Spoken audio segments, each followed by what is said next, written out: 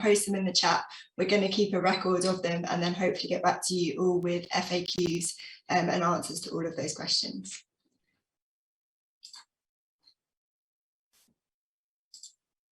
So today I will give a brief introduction into the Plastics Pacts.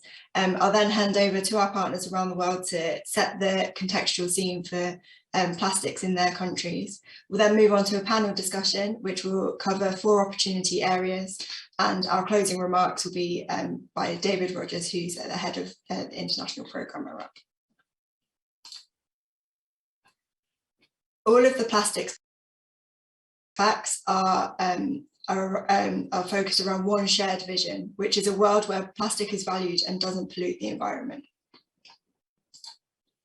This overall vision is targeted by working around 4 main targets.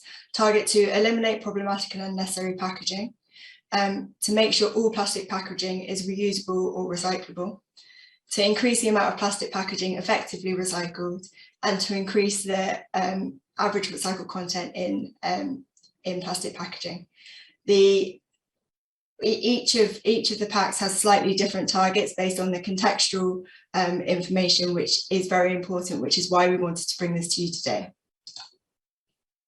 So I'm now going to hand over to Beltran at the Fundación Chile, who will talk about the Chilean Plastics Pact. Thank you very much, Meg. Hi, everyone. Morning, good evening.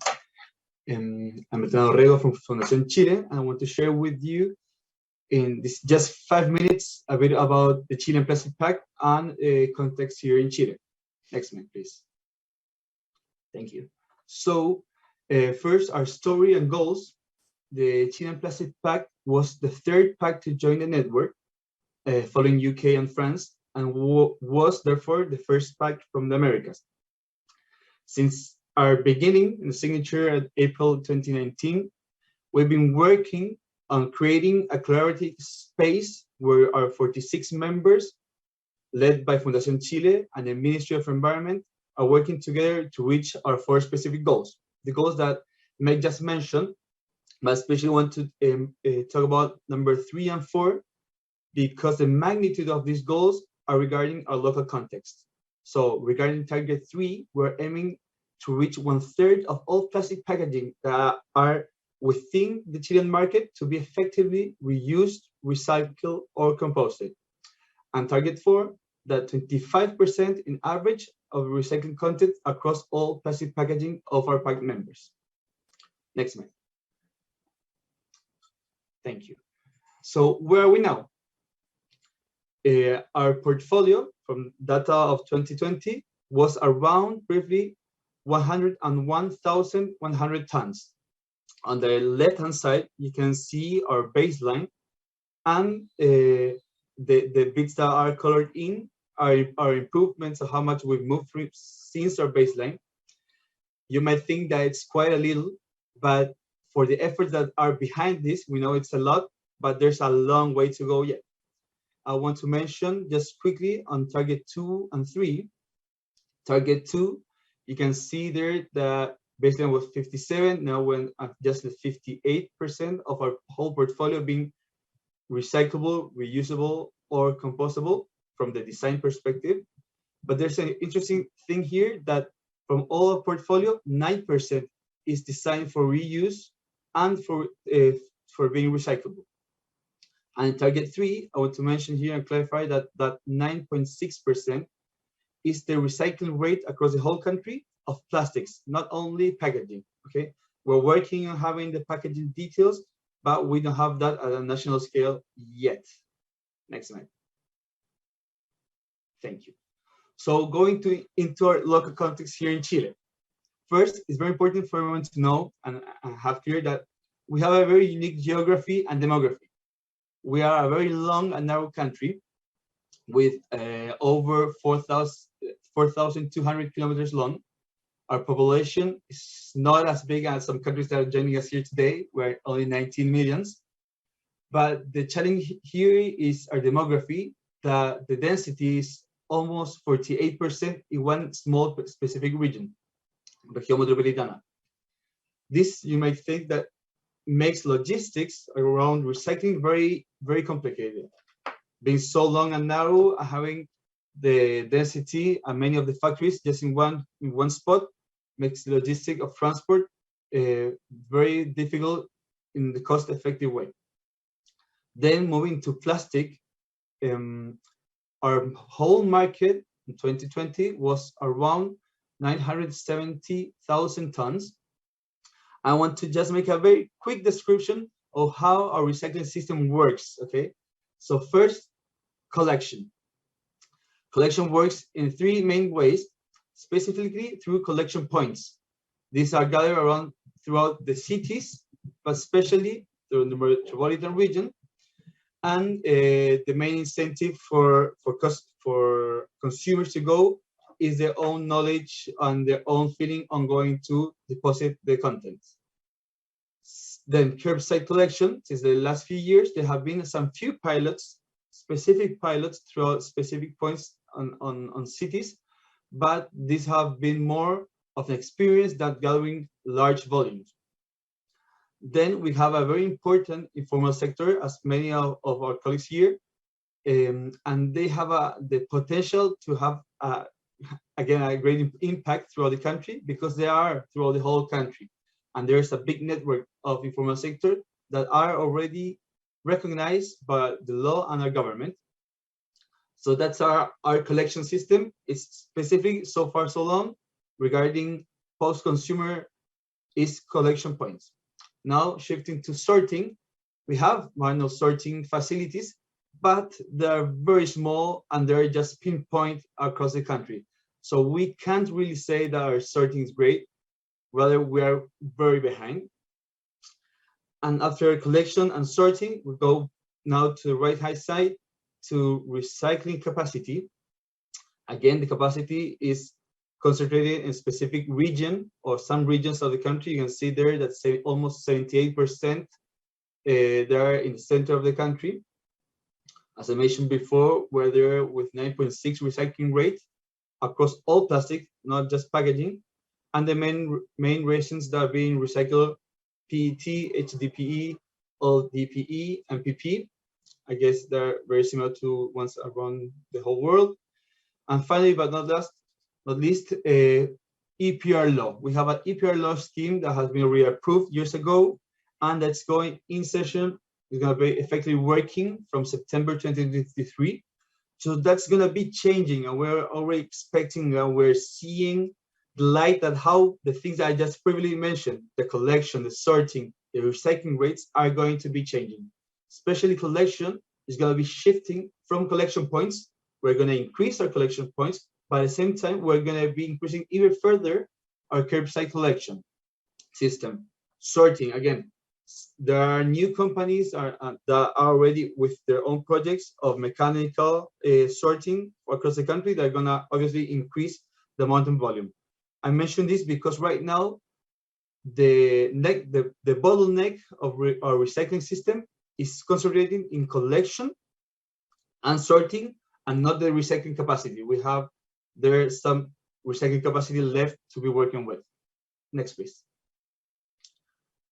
And just to briefly mention and crossing the points of what we're doing in the pact and with our local context for the upcoming year, some few key initiatives. I'm just going to be mentioning very quickly over them. We're going to be working on some pilots with flexible packaging. We're going to be working to define new multi-materials compositions to be shifting them from number 7 to number 2, 4, 5. Working with industry on some recycling, on a design for recyclability guide. Reuse, we're there up in numbers, but we want to go even further. We have a nice culture on reuse, so we want to push that even more. Collections, as I mentioned, we have a collection system that's going to be shifting, but we want to work with the different regions that they are lacking on our collection system. And then, and last, we're working with the governments on the regulation regarding recycling content. Right now, there's a lack of clarity on that regulation, and we're working with them to be able to increase the recycling content across all packaging. Thank you, man.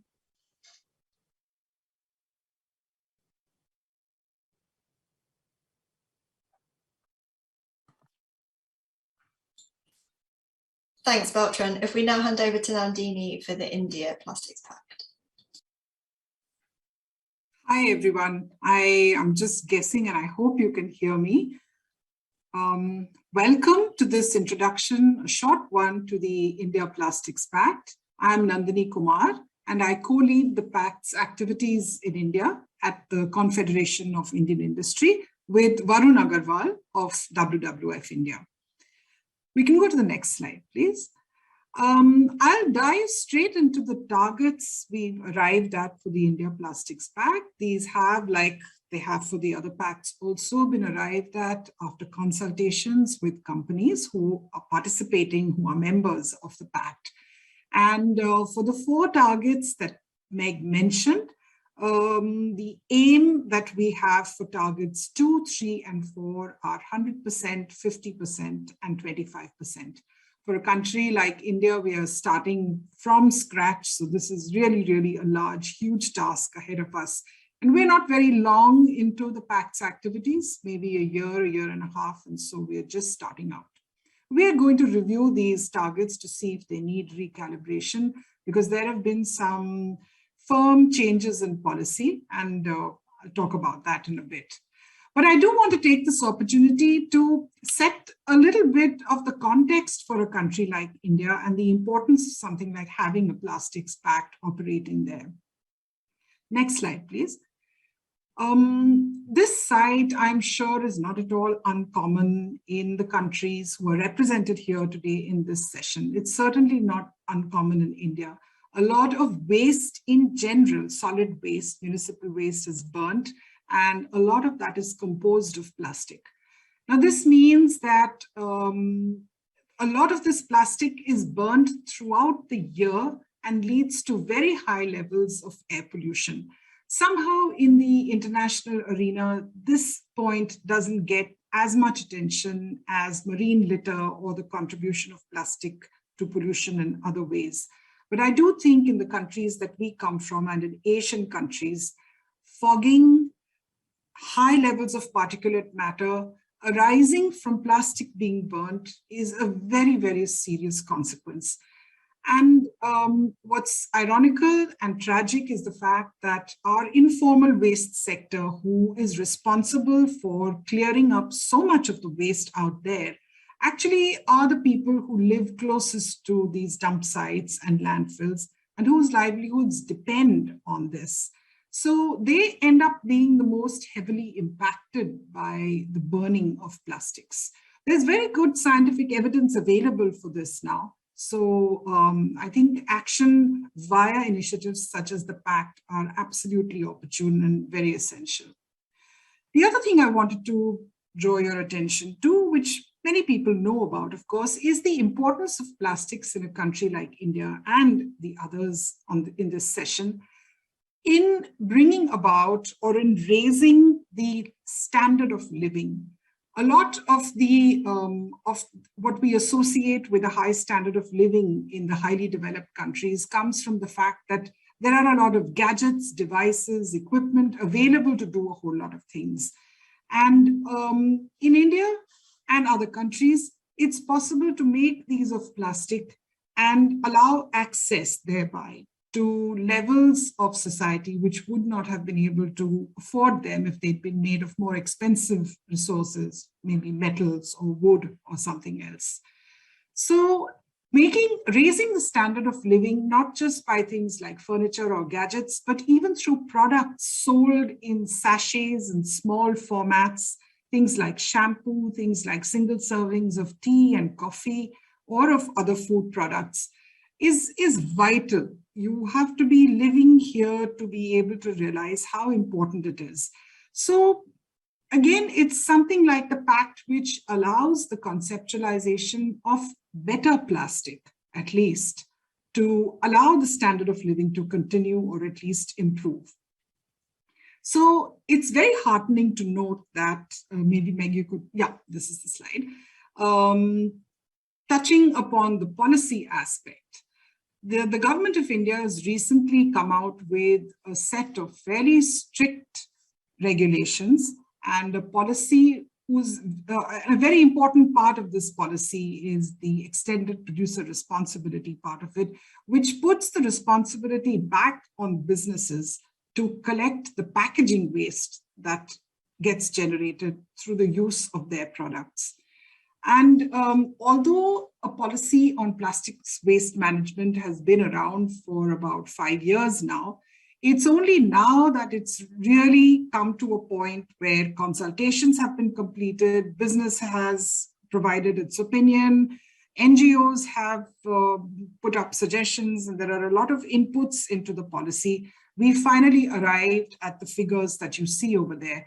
The 4 categories that the EPR regulation or guidelines are divided into pertain to flexible packaging, compostable packaging, rigid packaging, and flexibles, defining them a little further, in whether they're made with multi-layers of plastic or multi-layers of plastic with materials such as maybe aluminum or paper.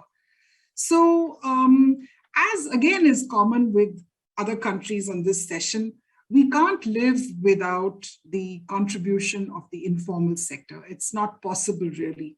And I think it's important for us, even in the pact, as we are doing, to identify exactly what their contribution is, maybe to try and quantify it, maybe to understand how we can best equip people in this sector to do their job better, to do the work that they do better. Sometimes it's not a job, it's not a matter of choice, but a matter of survival.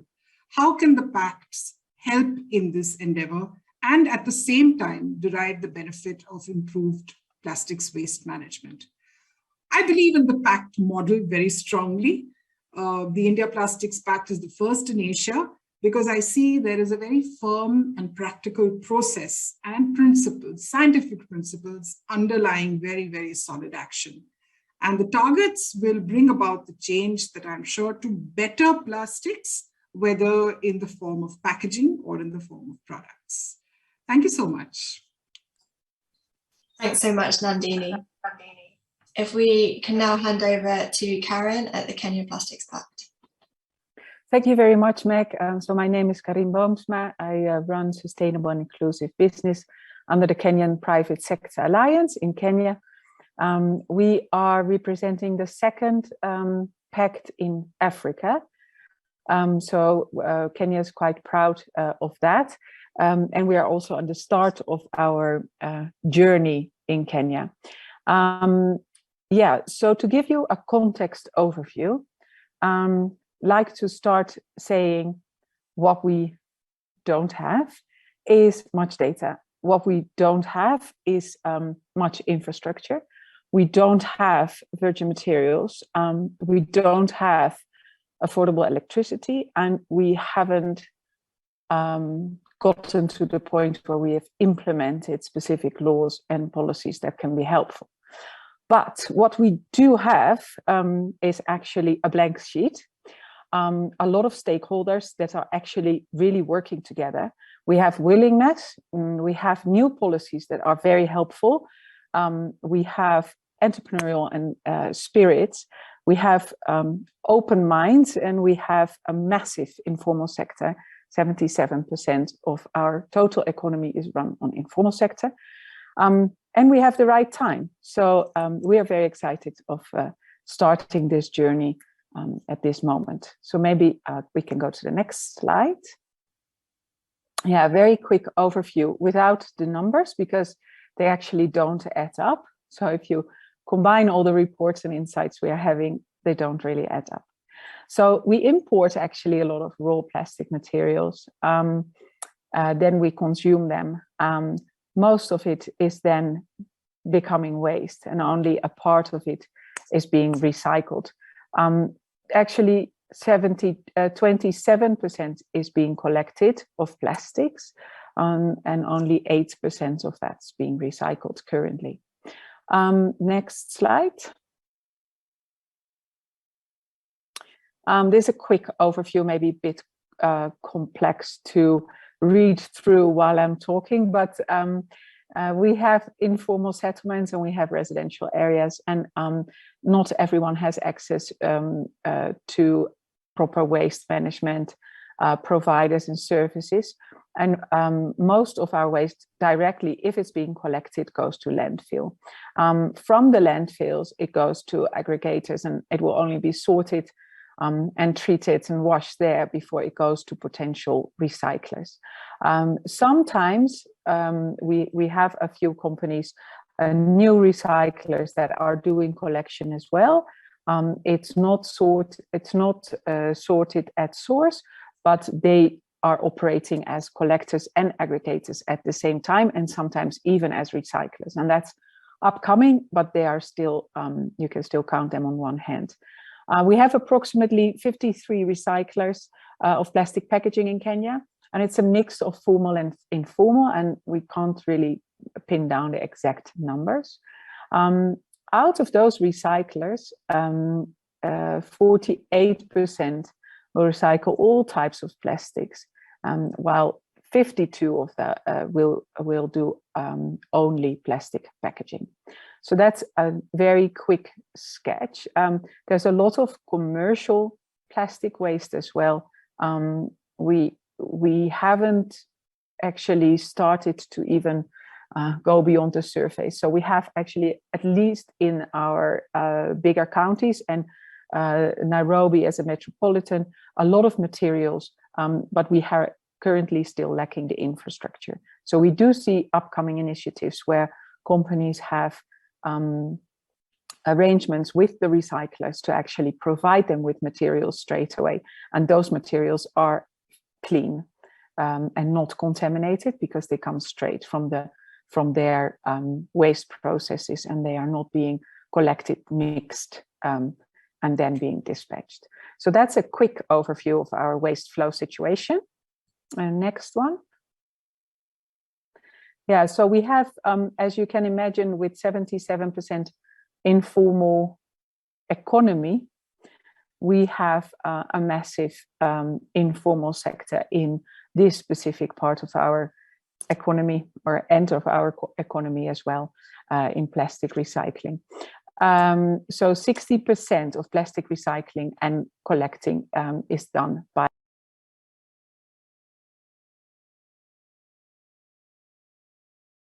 how we can work with them in increasing and improving the value chain of collecting and recycling, how we can actually organize and reorganize sorting at source, or sorting in a much earlier stage, so that we can increase the quality of what we collect, but also increase the value with that. And there are many ways to go about it. Also in design, we can influence that and actually increase the value for waste pickers. And we are looking into the best possible activities to include them and to improve the whole value chain. Next one. Yeah, so the smart steps into the circular economy for plastics in Kenya, we are actually quite thrilled, because the Sustainable Waste Management Bill has been presented and accepted, and a lot of circular economy ingredients are being embraced by that law. So that's really exciting. At the same time, the extended producer responsibility legislations are also hopefully coming into effect before the second half of this year. And that's a big step as well. We will work with 5 different material streams, of which one is packaging, non-hazardous packaging. And very helpful to actually create a circular economy, and to get systems and infrastructures in place that are needed to speed up this whole transition. Then we have a lot of research and reports currently being undertaken and published, and that's helpful to at least get a better understanding of the data and where we are and what's happening. So that's also happening. And then on innovation and investment, we see willingness and interest on machinery plans, recycle plans, improvements, but also on redesign elements. Then we have the action groups. So they're currently being PROs developed. There is already some existing PROs, but they're more going to become effect because of the EPR. And then obviously we started with the Kenyan Plastic Pact. And that provides us a really nice platform, because we have all the stakeholders on board to, for instance, write the guidelines on how to implement the EPR.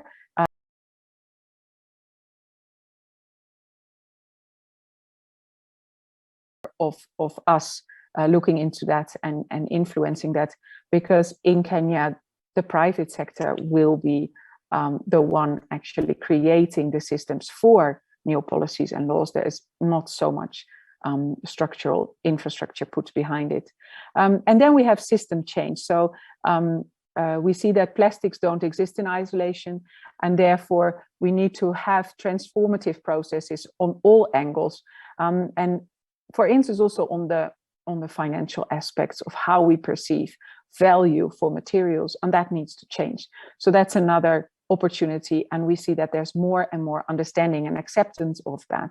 We can't keep on saying that recycling is expensive because we didn't put the right price of using virgin materials as our preferred material for plastic packaging. So that's all happening, and so we're quite optimistic about what we do have to tackle what we don't have. So I think that was my overview for Kenya. Yes, our targets. We have slightly lower percentages because we have a slightly cleaner sheet to start off with, I would say, based on my conversation and story. Yes, thank you very much. Thanks so much, Karen. And now if we can hand over to Kirsten at the South African Plastics Pact. Thanks very much, Meg. So I'm Kirsten from Green Cape. We're the Secretariat for the South African Plastics Pact. And we're also convening in a collaborative approach, convening organizations across the plastics value chain to drive a circular economy for plastic packaging in South Africa. And next slide, please, Meg. I won't do a deep dive on our targets. So again, we're mirroring the same type of targets where we look at upstream targets as well as downstream in the plastics value chain to drive that circular economy for plastics. And as Meg mentioned, each one of us within our different contexts are designing activities particularly crafted for our regions and our particular context in our countries to drive circularity. Thanks, Meg. Next slide. So what I have on this slide is a sort of overview, which largely demonstrates the linear economy that we have for plastics in South Africa, with some development of a recycling economy, which is a sort of downstream part of the value chain. So in terms of a linear economy, we have virgin plastic production. We're looking to increase that virgin plastic production, get plastics into a range of different sectors, and often without the design of the system to circulate and to handle those materials. So without a system to really value those resources. So to give you a snapshot of the sort of end of life in terms of plastics in South Africa, we have about a 70% collection rate of plastics, so collection for disposal and recycling. So 30% is uncollected. And of that, and in terms of the mismanaged portion, we have 30% uncollected, and then 28% roughly disposed in non-sanitary landfills, non-engineered landfills or open dump sites, with 61.5% of our households in 2019 not having curbside collection of general waste.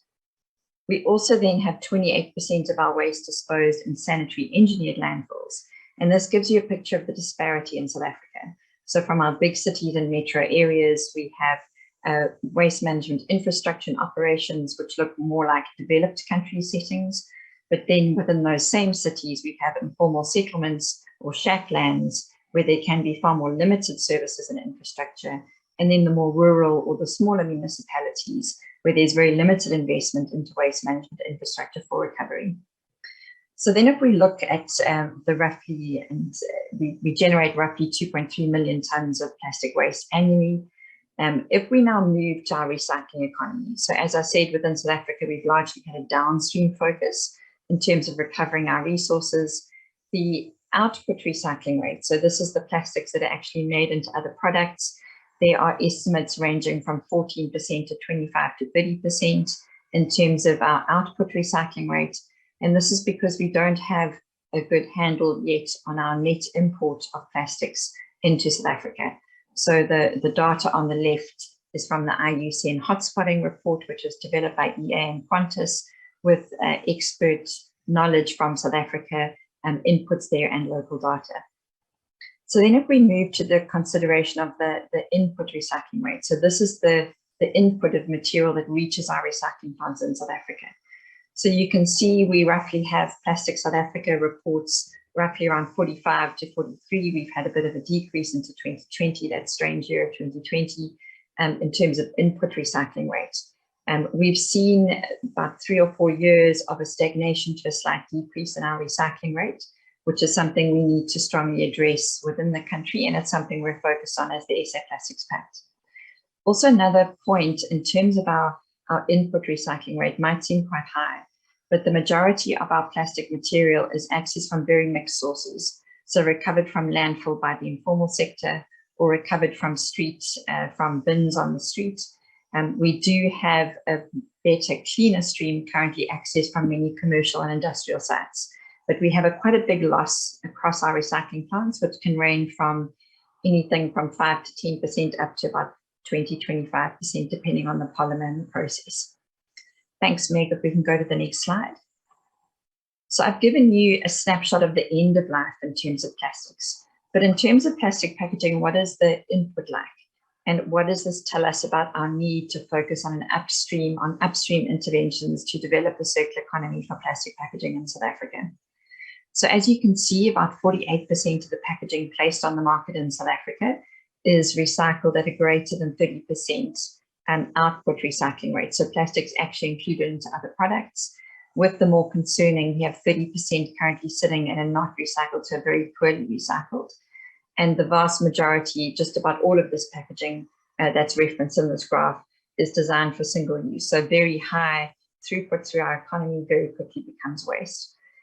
So we have more detailed analyses, but the not recycled and very poorly recycled material currently looks like polystyrene, both HIPS and EPS, PVC, BOPP flexibles, multi-material flexibles, and currently PET thermoform, which isn't yet recycled in the country. We now have a mandatory EPR, extended producer responsibility regime in place as a development of our voluntary EPR. So we now have legislated collection and recycling targets and recycled content targets only in the PET currently. So we do expect PET thermoform to change, with their target for collection by November being 9%. So we expect and we need quite a rapid movement in terms of PET thermoform recycling. So in terms of considering our recycling rates in South Africa and the stagnation we see over the last few years, and Meg, if you can move to the next slide, is in developing our circular economy and in growing our recycling rates and improving our circularity, as mentioned across the other countries on this call, is that we have a strong focus on inclusion. So we need to design people into our circular economy for plastics and plastic packaging in South Africa. And we have a strong focus, therefore, on integration of the informal sector, and thereby being able to address some of our socioeconomic development needs. Our extended producer responsive regulation requires industry to integrate the informal sector into the recovery, sorting, aggregation of packaging in the country, and this includes the payment of a service fee. So we currently see in our informal sector not as large a proportion of our economy as in Kenya, but within our informal sector, there are certain streams that end up in plastic streams that end up at recycling plants, where it's estimated 80% of that material is accessed through the informal sector. And yet we haven't seen the value flow through to the informal sector in the country. And there's often an issue with access to material and access to land. So there's a focus from SA Plastics Pact and nationally, and our municipalities are also now required and have KPIs to look at the integration of the informal sector. Then if we move on to the next slide, Meg, the other element that we need to focus on in terms of improving our circularity and increasing our recycling rate is the demand side.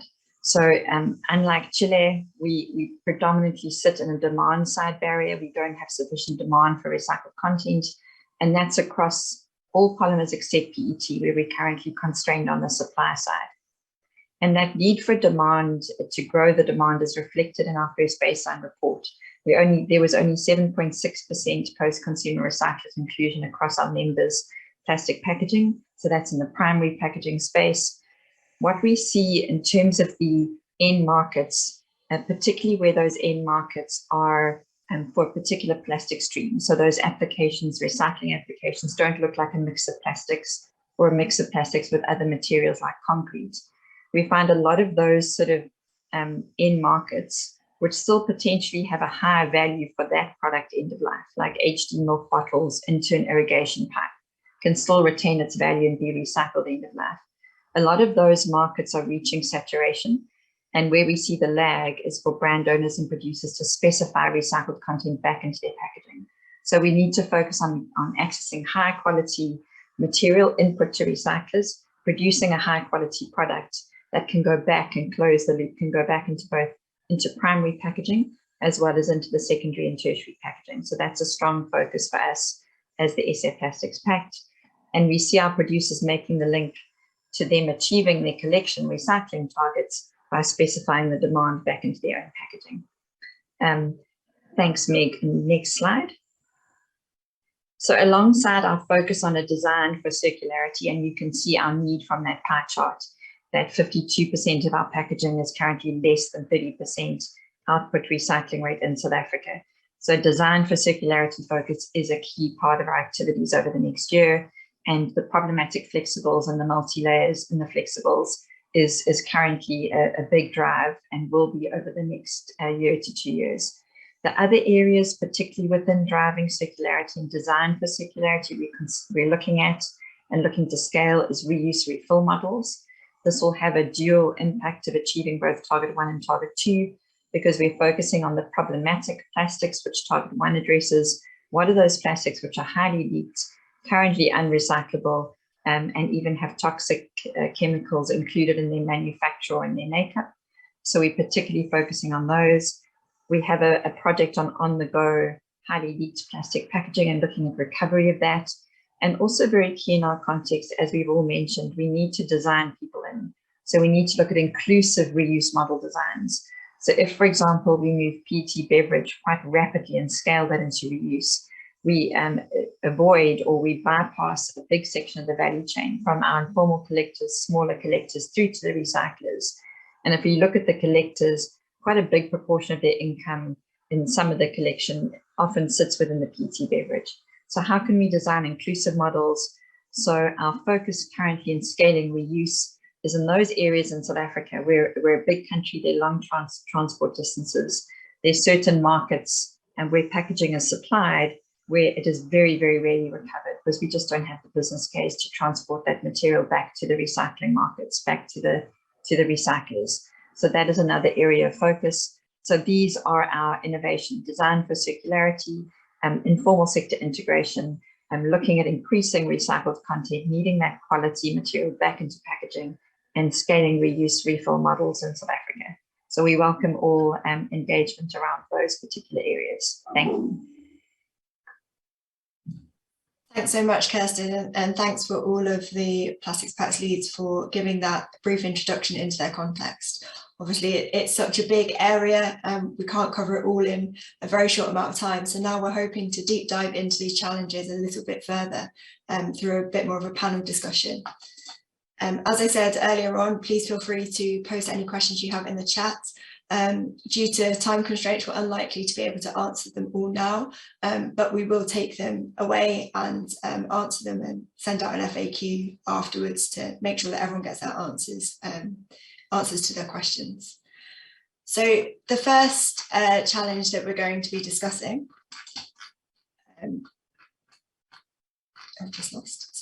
is around flexible film packaging, which includes small formats.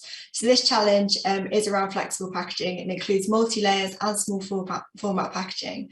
Opportunities in this area include innovative design and material solutions, and also more sustainable models for collection, sorting and recycling of these materials.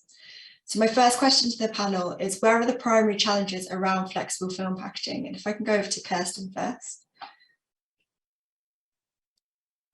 Okay, thanks, Meg. I think what we see in our context, some of the primary challenges, we've seen quite a big move into flexible and multi-layer packaging, and it's touted somewhat as a green sort of option because flexibles are lighter, they are they're also cheaper to produce, and therefore in terms of the transport, we see reduced carbon emissions and we see reduced cost to consumer. But on the other hand, so often they refill or they're smaller sort of volumes that can be supplied to low-income customers. But the problem with that is often you're supplying them into areas, particularly if you're focusing on a lower income market, you're supplying them into areas where the waste management system is most likely to be broken. So you're most likely not to be able to access those, that packaging format. And we see it's highly leaked into those sort of areas. And therefore there's visible pollution, there's issues with any stormwater drainage, there can be other issues like that, there can be health and safety issues. And we know that the breakdown of those plastics has impacts environmentally and on health. So there are a range of different issues that we're facing in our context, I would say. Thanks so much, Kirsten. And to Varun, please. Thanks, Meg. So similar to what my colleague said in terms of the flexible packaging, first of all, it's very important to understand that the flexible packaging consumption is on a constant rise in India due to various factors like the rising population, especially the middle class, and also a rising preference of convenient packaging and the handling that the flexible packaging offers.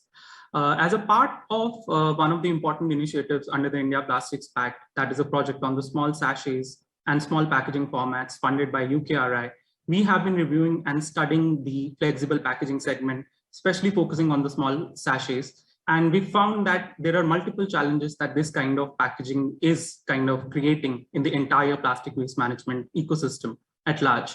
And in terms of, I would say, the products that are being kind of, in a way, this packaging is very, very prevalent, the small formats and the small sachets, and key examples being detergent and shampoo sachets, small packs of biscuits, and even soaps and oils. And the offerings we found, and these offerings vary based from region to region, and with a very high penetration in semi-urban and rural areas, with more penetration in these areas compared to the urban areas. And also in terms of the distribution channels, I would say traditional retail having higher share as compared to the e-commerce and supermarkets.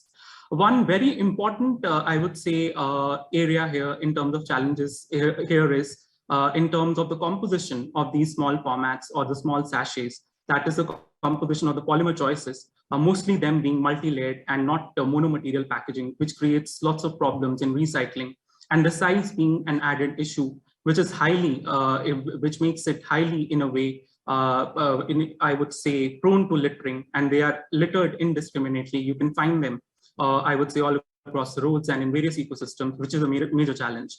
And due to the sizes and the corresponding low weight of these packaging, I would say, items, they are not picked up, and it's a big hassle for the collection, sorting, segregation. And not even that, I think my colleague also highlighted that they create problems in terms of choking the infrastructure in terms of drains and the sewage systems, leading to flooding in several areas. That's one side of the problem. And even in addition to, I would say, sachets have a detrimental impact on the recycling chain of good quality recyclables. Used sachets often contain liquids such as shampoos and dishwashing liquids, and even dirt and other materials, which make them difficult to wash. And they get combined with other wastes, which otherwise would have high recyclability. And due to this combination, this otherwise good quality recyclable waste goes to landfills and it has to be dumped. So these are some of the challenges. And in terms of, I would say, in terms of why they are being utilized or their use is necessary in the Indian market, that they are an important part of the whole, I would say, Indian consumer products packaging mix, due to affordability, convenience, and even product integrity benefits that this type of packaging offers. And it's a low-cost packaging solution.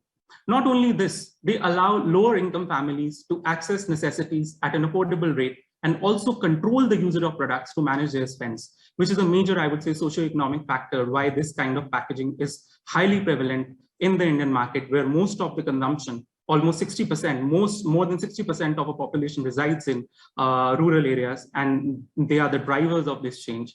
And again, primary challenge being their small size and the corresponding low weight, as I've highlighted, makes them least favored for collection and recycling. Those are some of the challenges that I would like to highlight. I'll pause here for now. Thanks. Thanks so much, Lauren. That was really detailed and really interesting to hear. Beltran, if we can go over to you. Thank you very much. Well, I think Varun made a very detailed explanation, and the context is very similar to what's happening here in Chile. And for such a complex problem, we need a very integrated solution. There's no way we're gonna be able to to solve the flexible plastic problem, or at the same time, we're not going to be able to shift away from the flexible plastic solutions. We have to aim this from all perspectives. We have to boost a recycling system, even though right now it's not cost effective to be working or focusing on flexible because of what we're